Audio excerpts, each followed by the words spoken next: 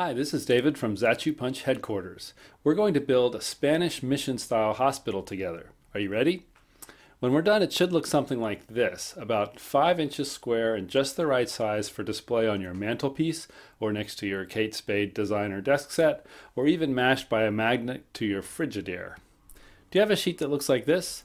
If you don't, then you may be building something entirely different, so you shouldn't follow these instructions. But if yes, then let's get started. First, punch out the longest, biggest piece, which is going to be one of the 3 boxes that make the base of the building. When we put this piece together, we're going to do 2 simple things that will make all of your punching out and assembling easier. The first thing is that we're folding along all the perforations before inserting any tabs or connecting anything together. I call that pre-folding. It makes the lines cleaner and the connections easier. The second thing is that when we join it together at the corner, we're going to make sure the tabs are on the inside. If you can manage it, the whole thing looks better. Does yours look like this? Next, punch out the 2 smaller strips that also look like building bases.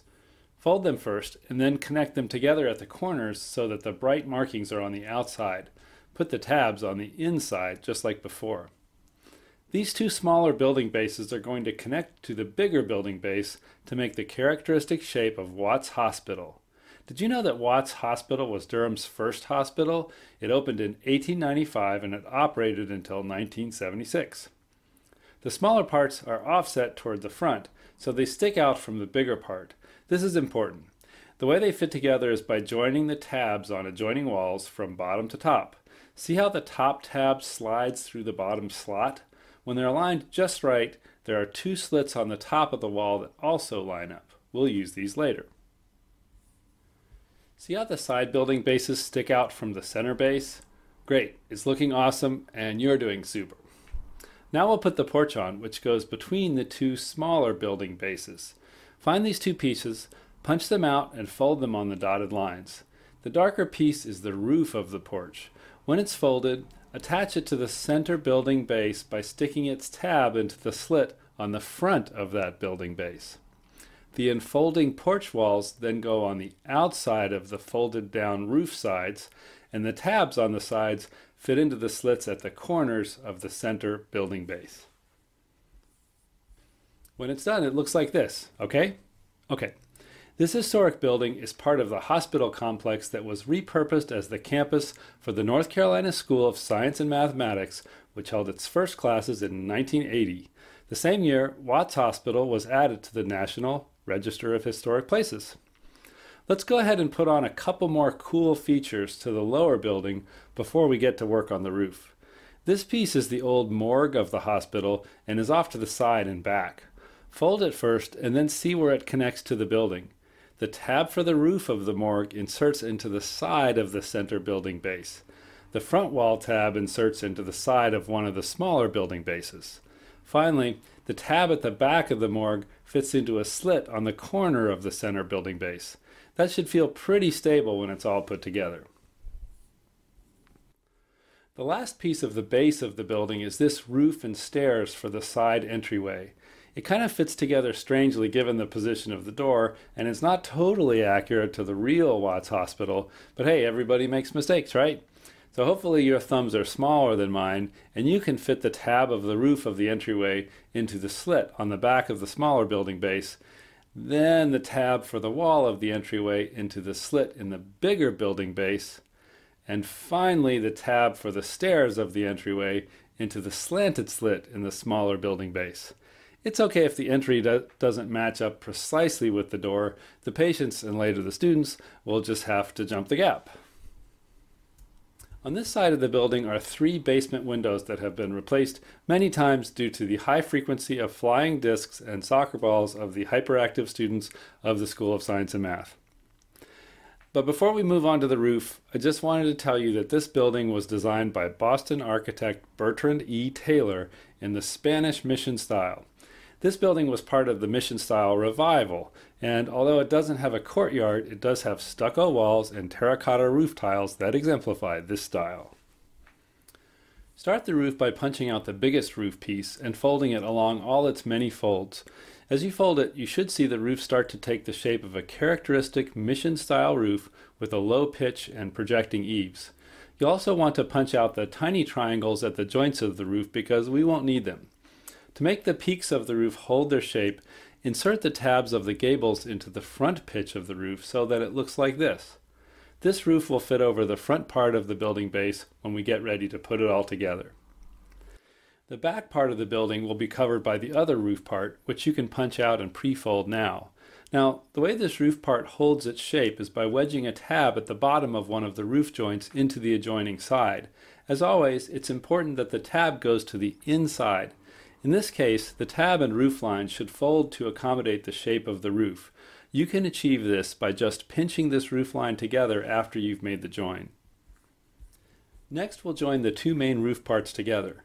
The back roof piece has two tabs that fit into slanted slits on the back of the front roof piece. As you fit the back piece into the front piece, the peak of the back roof should just meet the peak of the front roof. When it's in place, crease all the roof pieces once more to ensure that the bottom edges of the roof all meet in a single plane. Now we'll make the cupola. A cupola is a small, often dome-shaped structure on top of a building. This one isn't exactly dome-shaped, but you can pretend that it is. Like all of our pieces, you'll want to pre-fold this one once you've punched it out. There are lots of perforations to fold. When deciding how to fold it, keep in mind that you want the structure to wrap around and become closed at the end. In addition to the perforations, you'll also want to fold the little tabs at the ends of the base backward so that they can go to the inside when the piece is closed up.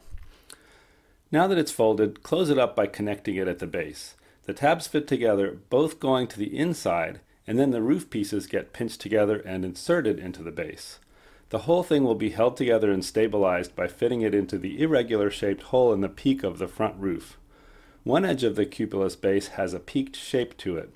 It goes in back, and the opposite side faces the front of the building. When it's snugly in place, it should look like this. This cupola was the symbol and logo for the School of Science and Mathematics for many years. I like saying cupola. Cupola, cupola. Next, we'll make a second piece that protrudes from the rear roof. This piece is also four-sided, but in this model it has a flat top and therefore isn't a cupola. It looks more like a blocked-up chimney, but anyhow, let's pre-fold it and put it together more or less the same way we did the cupola. We pinch it together with our fingers and insert it into the roof, where a snug fit holds it together. The little pinchers that stick through on the bottom should be oriented so that they can grab a piece that comes from front to back along the roof line of the back roof. We'll use these later.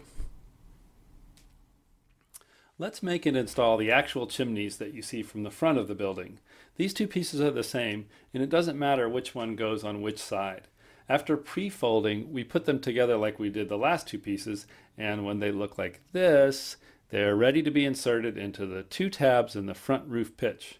Now, you don't want to push them in too hard, but a flush fit helps them stand straight up. If you can't get them to stand up straight, then it's not the end of the world. You can always blame it on poor design. If you don't like the way they look, you can leave them out, but you won't recognize all the features of the building that are in the famous picture painted by Joe Lyles, who directed the arts program for the School of Science and Math for many years. Once you have the chimneys on the roof the way you like them, we can attach the supporting roof structures that will allow us to connect the roof with the building base. These supporting pieces fit together in the shape of a cross. The hook of the back piece goes over the top of the center of the symmetric front piece. We join the cross-shaped supporting structure to the roof by means of the protruding pieces, the cupola that sticks through the front roof, and the flattened cupola-like structure that sticks through the back roof. You know, I honestly didn't think this was going to be that hard to put together, but I'll be darned if it isn't. You're doing really well, honestly. Okay, so does your roof feel stable and tight and together? Great. If not, well, this next step is going to be a little tricky. The roof and base need to be fitted together, and if you have small hands, that will be really nice for you. I have jumbo hands, and it's not so easy for me. But so anyway, you can probably see how they fit together. The cross piece on the front meshes with the slits in the top of the walls. You can feel some resistance as you fit those tabs together, and it will help if you pinch the top cross piece with your fingers as you press the base together with it. Oh my goodness, I'm sorry. Bless your heart, you're really trying, aren't you? So on the back, there's a little hook on the cross piece that fits over the top of the back wall of the base. Be careful as you press this one into place. You don't want to break the tab off, and that is perfect. I can't believe we actually did it. Congratulations. And that's it. Thanks for building this mission-style hospital building turned geek school with me. This is David signing off from Zatchu Punch headquarters.